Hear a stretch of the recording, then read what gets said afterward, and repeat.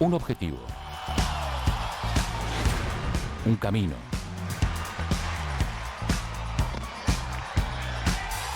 Una meta alcanzada. El desafío de mantenerse. Una vida dedicada a un propósito, colmada de alegrías, tristezas, pasiones, frustraciones. De horarios, disciplinas, elecciones, viajes, hermosas compañías y duras soledades. De victorias y derrotas, siempre dándolo todo y un poco más. Pero un día, la carrera del deportista de alto rendimiento llega a su fin. Y con ello, una nueva vida comienza. Yo me equivoqué y pagué, pero la pelota no se mancha. Retiros que llegan, otros que se planean. Deportistas que parecen tener claro el día después. Otros chocan con una realidad que los desorienta. Aunque muchas veces lo parezcan, los deportistas de élite no son superhéroes. Y luego de dejar la máxima competencia, deben reinventarse. Algunos ligados a sus deportes, otros en mundos laborales totalmente distintos a sus carreras. ¿Cómo y cuánto los afecta esta situación? ¿Se puede competir y al mismo tiempo planear un retiro? ¿Cómo transita esta situación el atleta argentino? Bueno, la vida después del deporte, la vida después del alto rendimiento. Qué lindo tema a tratar, Lau, y con una mesa súper nutrida. Porque vamos a tener invitados de lujo aquí en el estudio y también de forma virtual para poder comprender esta problemática que afecta a nuestros ídolos y a nuestras ídolas. Primero vamos a presentar a Carolina Mariani, presidenta de OLI, también la primera judoka que estuvo en un Juego Olímpico representando al país. ¿Cómo estás, Caro? ¿Qué tal? Buenas tardes, muchas gracias por la invitación, un placer estar compartiendo con ustedes hoy acá. Muchas gracias, Caro. Carito. Y también a Cristian Lares, que fue deportista olímpico e integrante de la selección argentina de voleibol durante mucho tiempo, pero ahora alejado del deporte. ¿Cómo estás, Cristian? Buenas tardes, muchas gracias por la invitación, estoy muy contento de estar acá. Es un tema muy interesante a tocar, lo que vendría a ser la inserción de los deportistas después de que, yo siempre le digo, después que se apaga la luz o termina el show. Entonces, Bueno, y Cristian desde el lado de la abogacía, ¿no? Con una carrera totalmente distinta de lo que es el deporte. Por eso queríamos tener estas dos miradas. Dani, una persona que está todavía involucrada dentro del deporte, trabajando dentro del deporte, y otro caso totalmente distinto. Gracias a los dos por haber venido. Gracias, chicos. Gracias. Bueno, ¿Cómo es, no, Dani? sí, claro. Viene ese día informe, después. lindo el informe. Gracias a los chicos de los editores que hicieron un informe bárbaro. Las imágenes, ¿no? Por todos lados, los llantos, las decepciones, las alegrías. ¿Y qué pasa cuando se apaga la luz, como decía Cristian? es una pregunta muy interesante. Yo creo que igualmente el camino a recorrer una vez que se termina la carrera deportiva arranca antes, ¿no? Mismo cuando estás haciendo tu propio camino en el deporte, debería el deportista entender, analizar cuál sería su futuro después del deporte. En el caso mío, yo siempre tuve muy claro que lo mío fue la abogacía. Desde chico sabía que quería ir para ese lado. Y cuando tuve alguna ventana de tiempo para empezar la carrera en la facultad, lo hice, lo aproveché. Y bueno, como bien decís vos, una vez que terminé la carrera de deportista, 36, 37 años, yo ya estaba recibido de abogado. Claro. Eso también tiene su contra, porque bueno, te recibís tarde y te insertás en un mercado grande, por decirlo de alguna manera, en edad, sin experiencia. Pero bueno, a medida que pasa el tiempo y yo básicamente lo que volqué mucho en lo que es en mi carrera de abogado es la disciplina que te da el deporte. Claro. El deporte te da un montón de herramientas. Depende de cada persona que las pueda aprovechar, no solamente para la carrera del deportista, sino también para la vida. Entonces yo eso, el tema de la preparación, de no llegar tarde, de estar preparado, de estudiar, analizar, de lo que no sabes, averiguarlo, tomarte tu tiempo, descansar. Creo que eso a mí me ayudó mucho en la abogacía. Y Caro, ¿cómo fue tu caso el día después, el día que colgaste el judogi? La verdad es que lo escuchaba y fue bastante parecido. Tuve la suerte, en mi caso, de elegir el momento en el que quería retirarme, planificarlo y establecer que, bueno, hasta acá llegamos. Fue acompañado de quizás unos resultados deportivos por ahí no tan favorables como venían siendo. Y eso me hizo repensar que obviamente que nuestra vida es una vida muy corta. Terminamos siendo jubilados muy jóvenes. Claro. Y la verdad es que no dura para siempre. Y en ese momento yo pensé, bueno, a ver, tanto esfuerzo de haber por ahí conseguido determinados logros y irme en la derrota, digo, me parece no era lo que me gustaba. Y entonces justo en ese momento existió un convenio entre el Comité Olímpico Argentino y ADECO, que era una seleccionadora de personal, en donde te daban la posibilidad de empezar a insertarte laboralmente. A mí me tocó hacerlo en una empresa que hoy ya no está en Argentina, que se llama Home Depot, y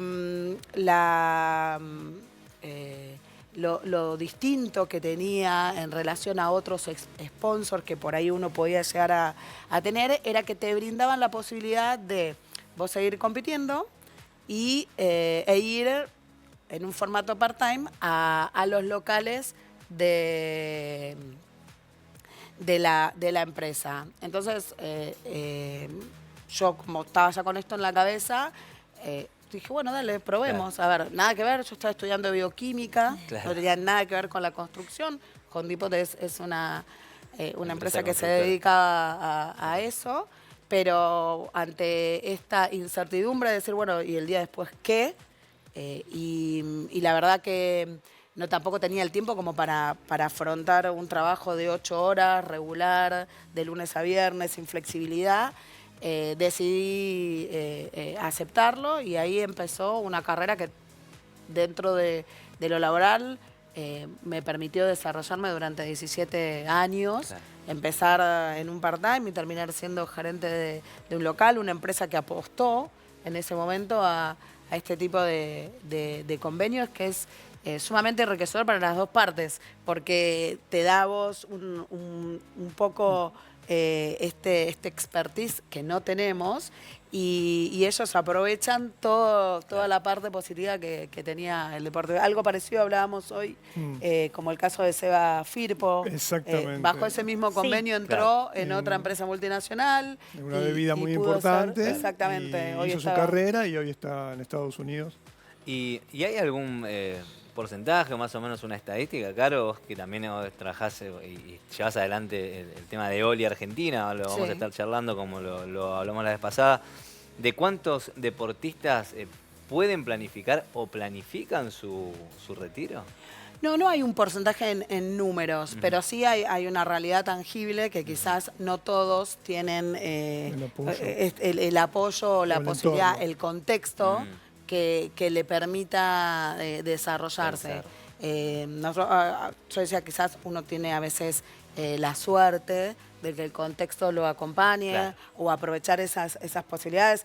Recién Cristian contaba que él hacía pasantías gratis en las mesas de entrada de los tribunales, porque obvio, te terminás con 37 años, un título, pero no tenemos experiencia claro, en eso. Pero sí tenemos un montón de expertise en un montón con otras herramientas y con otras habilidades blandas, sí, que hoy me parece que en el mercado laboral son sumamente importantes. Entonces la idea es ver cómo acompañar o cómo aquellos que quizás no tienen esa posibilidad de diagramarlo, cómo acompañar a que lo puedan desarrollar. Hoy con el tema de doble carrera está todo muy en auge, sí, pero es para los de por ahí más actuales. Claro. Los más viejos, para llamarnos de una manera, es otro el contexto. Hoy ayuda mucho la tecnología también para lo que son los los deportistas poder hacer carreras a distancia. Tal vez Claro. en nuestro momento No no había. existía. Claro. Ahora tenés online, podés hacer carreras cortas, no es necesario hacer abogacía de 5, 6, 7 años, si es que tal vez no tenés la consistencia o la perseverancia. Entonces, esa es una herramienta muy favorable para los deportistas. Y un poco retomando lo que yo dije anteriormente, y es un consejo a los deportistas actuales, es que vayan planificando de antemano el retiro, ¿no? Por lo menos cómo sería, o que se proyecten cómo sería su vida después del deporte. Exacto. En el caso mío, yo estaba llegando a cierta edad, digo, en cualquier momento voy a dejar de jugar. Vuelvo a la frase que digo, cuando se apagan las luces hay no sé si una depresión o hay un shock fuerte donde, ¿qué voy a hacer ahora? Claro, sí. Entonces yo recurrí y dije, bueno, este es un momento, no tengo herramientas para transitar ese periodo corto, largo, entonces acudí a un psicólogo, fui al psicólogo, me acuerdo, y empecé, ¿por qué venís acá? Digo, mira, mi vida está perfecta, ahora por hoy no tengo drama, pero próximamente, no sé Claro. cuándo, Se avecina. voy a dejar el deporte, soy abogado y tengo miedo, no me quiero deprimir, necesitaría que me des algunas herramientas para transitar. Bueno, y arranqué con eso y lo superé o lo transité de la mejor manera posible. Bien. Con Bueno, mucha contención. obvio. Sí, pero la Sí. busqué, Claro. La buscaste. porque sabía lo que se venía.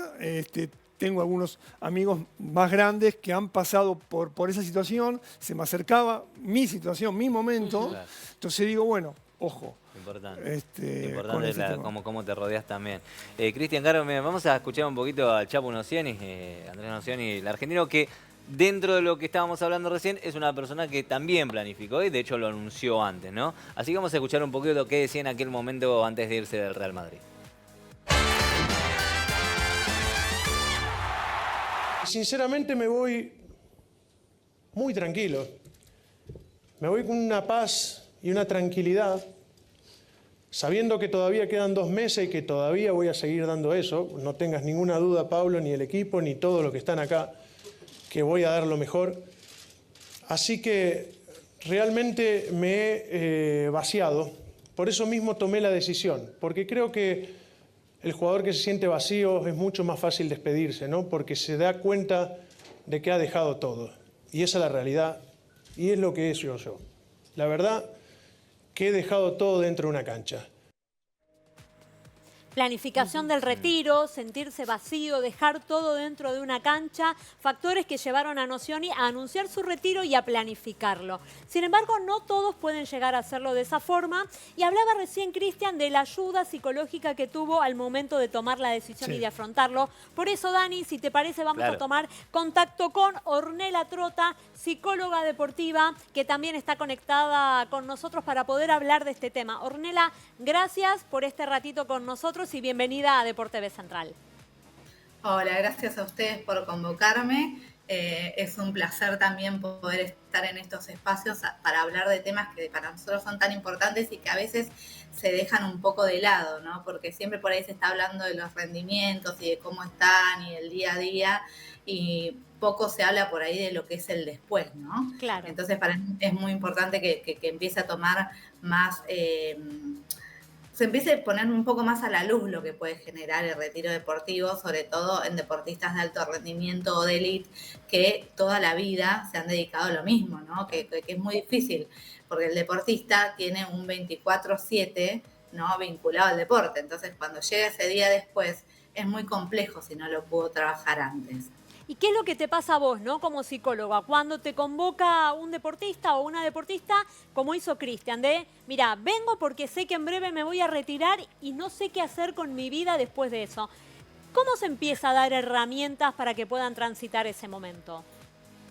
Qué buena pregunta, porque en realidad nosotros, los psicólogos y las psicólogas que estamos formadas en deporte, empezamos a trabajar el retiro mucho antes de lo que ustedes se pueden imaginar, ¿no? Bien. Si yo les pregunto cuándo empezarían a trabajar el retiro, probablemente me dirían, y bueno, cuando están más o menos en, no sé, con la carrera empezada, o bueno, cuando ya están empezando a tener determinada edad, y no. Nosotros trabajamos el retiro desde lo que sería la etapa formativa de los deportistas y las deportistas que están empezando una carrera de élite o de alto rendimiento, ¿no?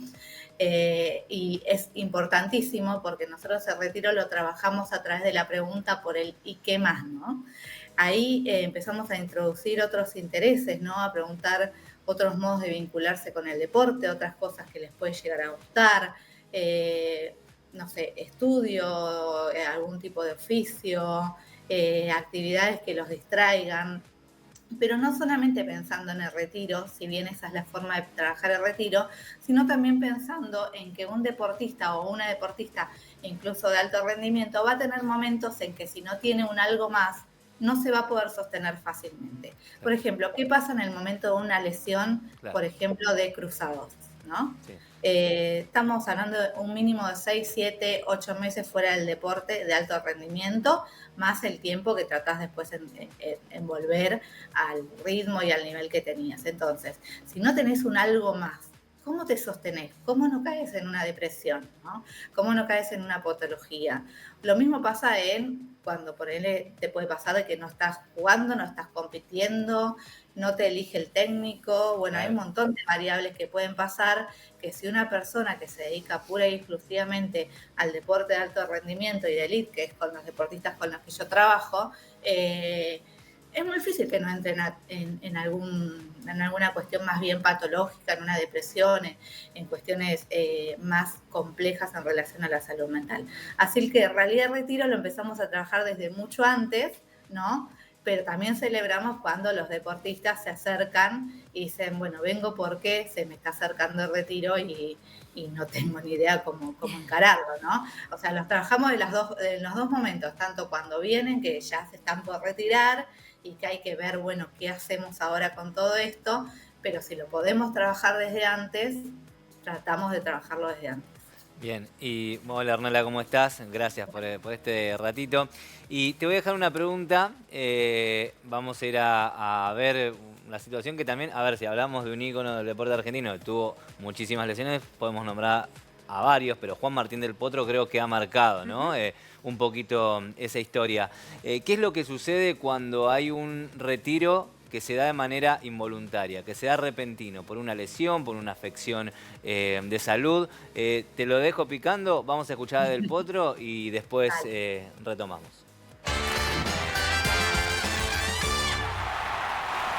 Desde lo deportivo me quitaron la ilusión de hacer lo que siempre me gustó hacer, que era jugar al tenis.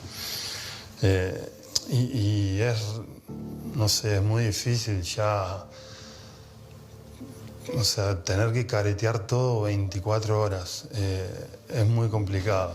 Y yo hay veces que no tengo más ganas. Y no soy indestructible y soy como cualquier persona que tiene cosas buenas y cosas malas, pero tengo ese plus de que muchas veces tengo que poner buena cara en determinadas situaciones y a veces que no tengo más la energía. A mí me consume mucho lo de la pierna, me consume anímicamente todo, porque no solo estoy en esa búsqueda de mejorar, sino que además padezco el día a día.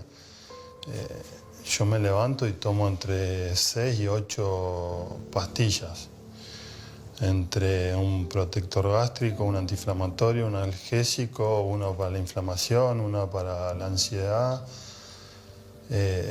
Viste, después, bueno, baja de peso, pero pará, si la medicación me hace subir de peso. No, bueno, ahora no comas azúcar y no comas harina. ¿Pero qué tiene que ver eso con mi rodilla? Si yo pesaba 95 kilos y me dolía para subir la escalera. Durísima la confesión de Juan Martín del Potro, ¿no? Contando su situación, todos los medicamentos que tenía que tomar y obviamente cómo esto le impactaba en sus emociones. Pero Orne te dejó picando una pregunta, Dani, y es el momento para responderla. Sí, bueno, nosotros hablamos de dos situaciones, ¿no? Hablamos del deportista que se retira del deporte, ¿no? Por un lado, y después por otro lado tenemos el deporte que retira al deportista, ¿no? Entonces, bueno, depende de cuál sea la situación, también es la forma en la que se trabaja. El deporte puede retirar al deportista por un montón de situaciones. Puede ser por una lesión, por cuestiones familiares, por cuestiones que tienen más que ver con lo social, ¿no? Porque por ahí no se puede adaptar a lo que es el alto rendimiento. Yo siempre, al trabajar con deportistas de alto rendimiento, hago mucho hincapié que es muy difícil llegar, pero es mucho más difícil después sostenerse también, ¿no? Entonces hay muchas situaciones en las que el deporte termina por retirar al deportista. Y después tenemos otra, y es bastante complejo cuando eso pasa, ¿no? Claro. Después tenemos por otro lado el deportista que trabaja y decide retirarse, ¿no? Que igual no es sin costo, ¿no? Esto que decíamos, un deportista de alto rendimiento entrena de lunes a lunes, compite casi todos los fines de semana, tiene un porcentaje de entrenamiento invisible que la mayoría de la gente desconoce, ¿no? El trabajo con nosotros, con los psicólogos, el trabajo con los nutri, el tema de la higiene del sueño. Un deportista de alto rendimiento tiene que dormir aproximadamente, o se espera que duerma entre 12 y 13 horas diarias, teniendo en cuenta que muchas horas son de noche, pero más la siesta, ¿no? Claro. Incluso cuando entrenan doble turno. Entonces, el ritmo que implica el alto rendimiento deportivo hace que en el momento de retiro la vida cambie de un 100%. Entonces, bueno, cuando vos podés trabajar ese retiro y empezar a buscar herramientas para ese momento, ¿no? De que no sea, bueno, me levanto y ¿qué hago hoy? ¿No? Porque, bueno, es como un vacío muy grande. Entonces, todo eso se va trabajando. Por eso digo que entre las dos situaciones, por ahí es la más favorable cuando es el deportista el que decide retirarse y no es el deporte el que retira al deportista. Pero bueno, la verdad es que pasan las dos cosas. Caro, Cristian, ¿cómo fue el reconstruir la vida y hasta incluso me imagino que social, familiar, de vínculos de todo aspecto y volver a armar una agenda distinta al entrenamiento, las concentraciones, los viajes? ¿Ahora arranco yo? Las mujeres primero. Muchas gracias. La verdad es que es, como bien lo decía Ornella, es una reestructuración completa, claro. Porque es tal cual lo está describiendo. Uno está 24/7 para eso y por eso. Entonces, volver a pensarte en otra situación y no solamente desde la parte del contexto social, sino también desde la parte física, porque el cuerpo también cambia, la mente cambia, o sea, son un montón de factores a los que uno se va enfrentando.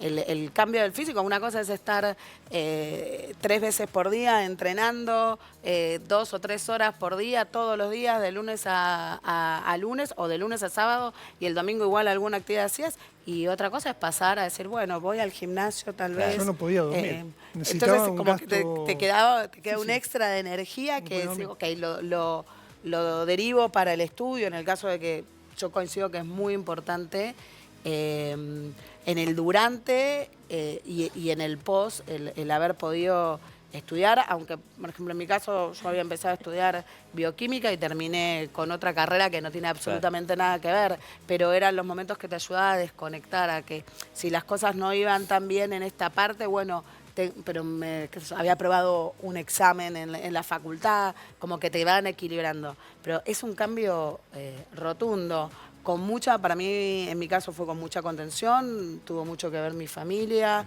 Yo me casé cuando un año antes de retirarme, entonces ya eran como muchos proyectos en los cuales volcar energía para poder afrontar lo que se venía. Y después toda esta energía y todas estas herramientas que quizás te da el deporte, yo sigo haciendo hincapié en lo importante de haber conseguido, aunque sea una pasantía en una parte laboral. Entonces es decir, bueno, vamos a ver si volcamos todo eso hacia ahí y reconstruirte socialmente e insertarte laboralmente y pensar en una carrera laboral como también lo pensaste en una carrera deportiva. Claro. Creo que eso fue por lo menos en mi caso fundamental y agradezco el día a día, todos los días, haber podido tener esa posibilidad, valga la redundancia, de que haya un espacio laboral en donde poder hacerlo.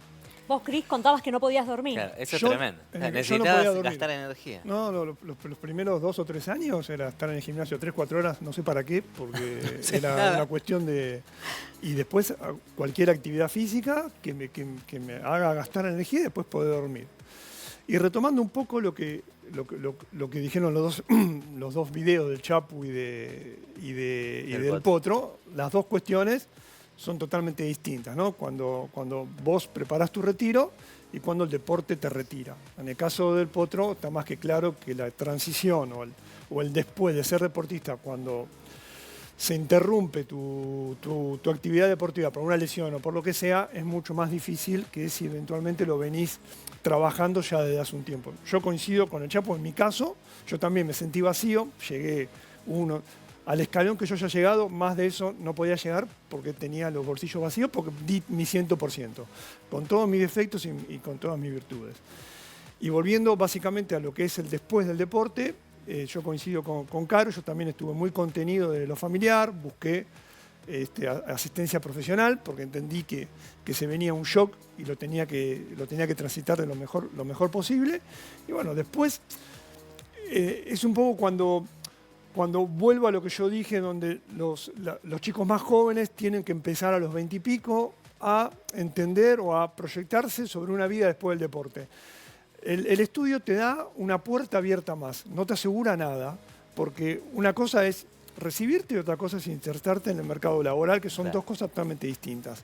Yo creo que la más difícil es lograr insertarte. Y después el estudio depende de cada uno. Estudio, trabajo o lo que sea. Yo me inclino más al estudio porque, bueno, soy de ese palo. Pero bueno, después cada uno podrá elegir cómo es la vida después del deportista. Pero en mi caso, la transité de una manera no tan nociva y muy contenido. A mí hay algo que me queda dando vueltas y se los quiero preguntar, se los pregunto a los tres. Porque imagino, no es lo mismo un retiro de un futbolista profesional, de un basquetbolista profesional, que el retiro de un jugador, una jugadora de waterpolo, de softball, de judo, de vóley, ¿sí? Ahora tal vez el vóley ha crecido bastante, bueno, en todos los deportes han tenido un crecimiento, pero son deportes semiprofesionales o amateurs. A ver, la pregunta concreta es, quiero saber cómo preguntarlo. Digo, de por sí no es lo mismo el retiro de un deportista amateur que un deportista profesional. Está muy entendible. ¿Cómo se hace en esos casos? ¿Cómo se trabaja en esos casos? Porque son escenarios totalmente distintos. En uno tal vez te podés, no relajar, pero podés tomarte un tiempo para pensarlo, pero en otro seguramente tenés que salir a laburar el otro día. Digo, es muy distinto.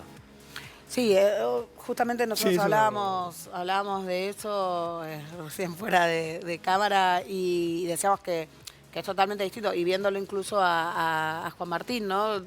Ese contexto, sabiendo que, en definitiva, desde lo económico, quizás, yo desconozco la realidad, pero se presume que por ahí pudiese tener algo un poco más resuelto. Creo que la clave, si bien, sobre todo, es aprovechar las herramientas que te dio el deporte. El deporte te enseña a ordenarte, a planificar. Bueno, uno es una persona en su todo. No es que hay una parte que sos deportista y otra parte es posdeportista. Yo soy una desde que nací hasta... Obviamente que fui cambiando, no es que soy la misma, que se entienda. Pero digo, más que planificar la carrera, uno... creo que tiene que aprovechar las herramientas de planificar tu vida. Y tu vida es dentro del deporte y fuera del deporte. Entonces, mirarlo como, bueno, de acá hasta acá voy con esto. Y desde acá para allá tengo que ver qué otras posibilidades tengo, qué se me abre y empezar a investigar en uno mismo hacia dónde puedo ir una vez que toda esta energía se consume y tiene una fecha límite. Me parece que por ahí viene a aprovechar todo esto y planificarlo en un todo, desde el principio hasta lo más que uno pueda. Tampoco todo tan planificado, ¿no? Pero digo, lo más que uno pueda para que la vida te sorprenda gratamente. Claro. Pero sí es claro que es una diferencia abismal entre aquellos que dejan el deporte profesional y aquellos que por ahí eran de deportes amateur. Igual una cosa no garantiza nada, ¿no? Porque después lo que vos hagas con los frutos de lo que fue tu tu parte deportiva y lo que puedas haber ganado, si querés, económicamente, porque uno también puede ganar desde otro lado. Claro, obvio, sí. Y eso también es súper capitalizable y valorable. Siempre va a depender de uno y la decisión va a estar en uno para qué lado para ir, pero son dos escenarios bien diferentes. Orne, ¿cuál es tu opinión, ¿no?, con respecto a esto, tu parecer? Claro, justamente les quería comentar que por eso yo les planteaba al comienzo cómo trabajamos y cómo tratamos de introducir de entrada la pregunta por el ¿y qué más?, ¿no? Esa pregunta no es nada más ni nada menos por el deseo, ¿no? El deseo no es un único deseo, ¿no? A todas las personas, si nos ponemos a pensar o empezamos a buscar, nos van a gustar más de una cosa, ¿no? Por más que tengamos algo que preferimos o algo que nos guste más. Entonces, cuando empezamos a trabajar, bueno, ¿qué más? ¿No? ¿Qué más te gusta? ¿Cómo te gusta? ¿De qué otras formas te podés vincular con el deporte? ¿No? A veces indagamos sobre la historia familiar y siempre empiezan a aparecer situaciones que a las personas también los atrapan más allá del deporte, ¿no? Y después, en relación a esta diferencia entre el profesionalismo y el deporte amateur, nos suele pasar que incluso en deportes, yo he tenido jugadoras de selección, pero de deportes que no tienen el mismo peso que por ejemplo tiene el fútbol, que a medida que también son jugadoras de selección están trabajando o están estudiando. Claro. Entonces suele pasar que cuando estás haciendo un deporte amateur, te estás formando también para otras cosas y no solo para rendir en la cancha. Y acá a mí me gusta traer siempre, yo cuento un video de un testimonio de un jugador de fútbol en el que él cuenta y dice, bueno, formate por fuera de la cancha, ¿no? Estudia, anda al cole, es muy viral, así que capaz lo han visto, pero dice, formate por fuera para rendir adentro de la cancha, dice, anda a entrenar por más que el técnico no te ponga. Y tiene un poco que ver con esto, ¿no? Con el poder formarse como persona, independientemente de que somos personas que hacemos deporte, ¿no? Sea amateur o sea profesional. Entonces, eso de formarse como persona, de formarse en distintos ámbitos, de formarse, no sé, en un idioma, en un oficio, en oratoria, hay muchos jugadores hoy en día que hacen oratoria, por ejemplo, hace que vos te adaptes a cualquier cultura, a cualquier país, a cualquier idioma, a un equipo nuevo, a los cambios de técnicos o de entrenadores.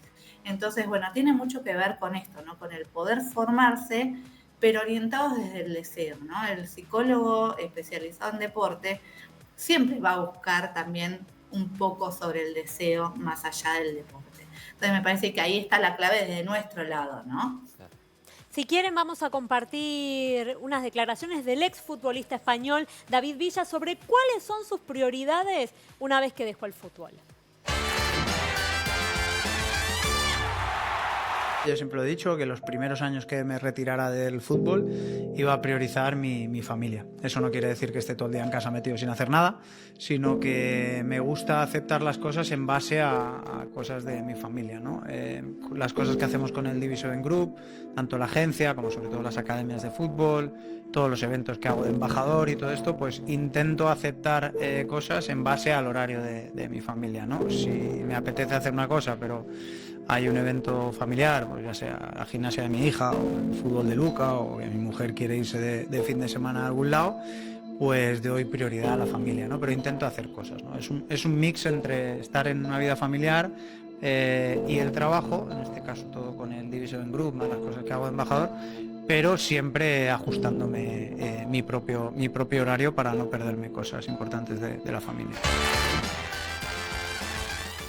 Bueno, ahora habla de que ahora la prioridad es la clase de gimnasia de su hija, la clase de fútbol de su hijo, si su mujer tiene que ir un fin de semana de paseo. Bueno, ¿cómo fue tu reinserción social, familiar y poner en prioridad a ellos luego del deporte, Cris? Bueno, yo formé mi familia, yo tardé un poquito más, no fue cosa de caro, que yo cuando terminé el deporte seguía estando soltero, bueno, después formé una familia hermosa, tengo una hija, una esposa y bueno, sí, hoy por hoy mi vida va en torno al horario familiar, sobre todo al horario de mi nena y uno se va acomodando a eso. Y volviendo un poco a lo que comentaba el jugador, cuando uno está en actividad, si tenés pienso yo, que yo no lo tuve, pero estando en actividad, si tenés un grupo familiar, el grupo familiar se tiene que acomodar a tus horarios, a tus viajes, a tus torneos, a tus descansos. Yo creo que eso después se revierte y pasa a ser la prioridad, la parte familiar en un todo, teniendo presente que, bueno, el hombre o la mujer deportista termina un momento de su vida muy importante, arranca otro y, bueno, la pareja o la persona que está al lado la tiene que acompañar y ir para adelante juntos, ¿no? Sí, Ornella. No, comparto. No. Sí, es que pasa mucho esto, ¿no? Durante la carrera deportiva la familia acompaña al deportista, ¿no? Y cuando por ahí el deportista empieza como su proceso de retiro, una de las primeras cosas que empiezan a marcar es, bueno, el querer compartir ese tiempo que no pudo compartir en familia, ¿no? A mí me ha pasado estar presente cuando por ahí algún deportista de alto rendimiento no puede acceder o no puede ir a un acto de un hijo o una hija, a un partido, a alguna cuestión de competencia, ¿no?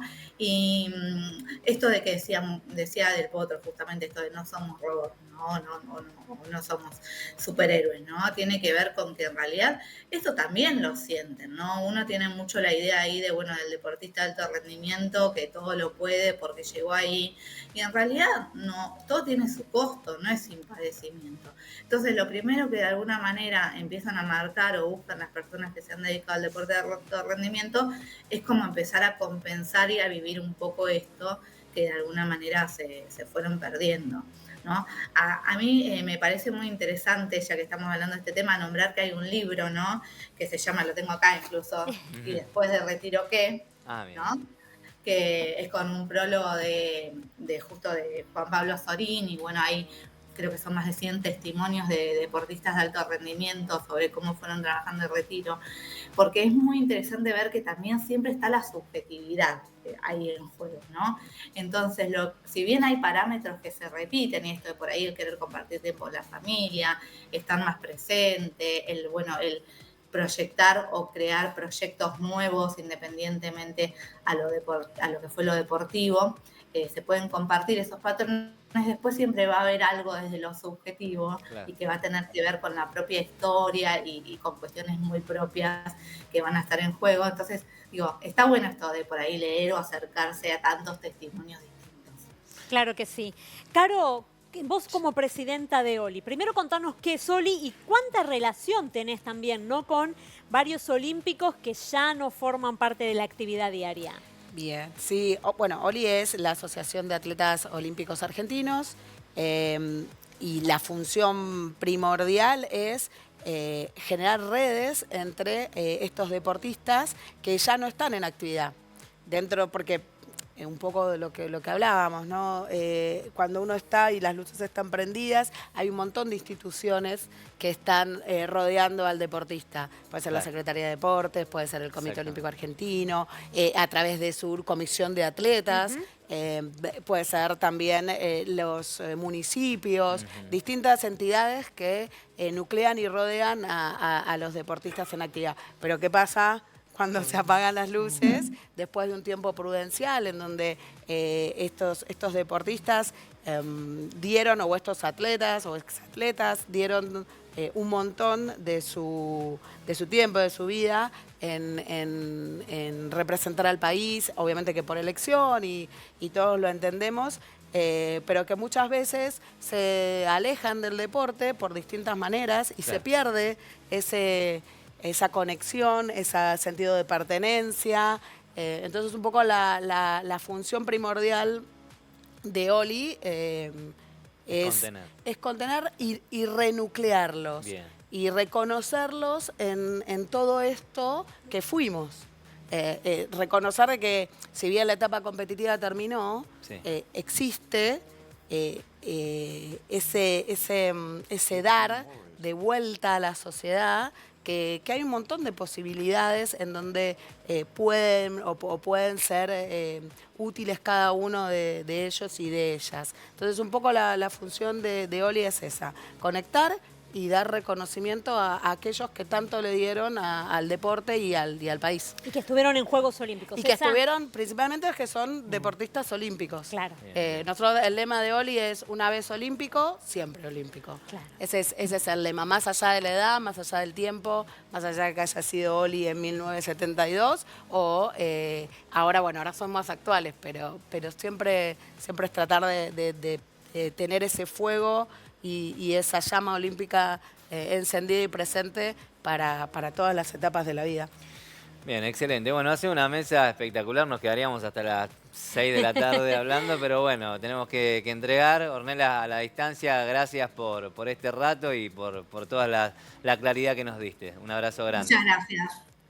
Gracias. Muchas gracias. Bueno, ahí pasaba entonces la psicóloga deportiva y ustedes, chicos, también. Gracias por este rato. La verdad que nos han regalado sus testimonios, su experiencia y eso es espectacular. Un placer. Un placer. Y síganos. Por supuesto. Oli.arg, por Muy favor, que bien. los necesitamos Sí, claro, para claro. acompañar a los Oli. Muy Ahora bien. vamos a subir una fotito en redes sociales. ¿Vos Muchas tenés gracias. redes, Cris? No, no Ah, soy muy... Porque ya estás en... ya está. Perfil Pero abogado. si tienen algún problema que necesitan un buen abogado, lo llaman a Claro, Cristian Cristian y Lares. nos resuelve el problema, El ¿no? doctor Lares, así lo conocían Al ya cuando doctor jugaba. Lares, así claro. que, bueno, chicos, muchas gracias. A los dos por A haber ustedes, venido. muchas gracias, un Y placer. también gracias a nosotros por tener esta producción magnífica que nos permite poder hablar de otros temas que salen de agenda, contraprogramar con lo que le pasa a los deportistas antes, durante y después que se retiran. Chao, hasta el lunes. Nos vemos.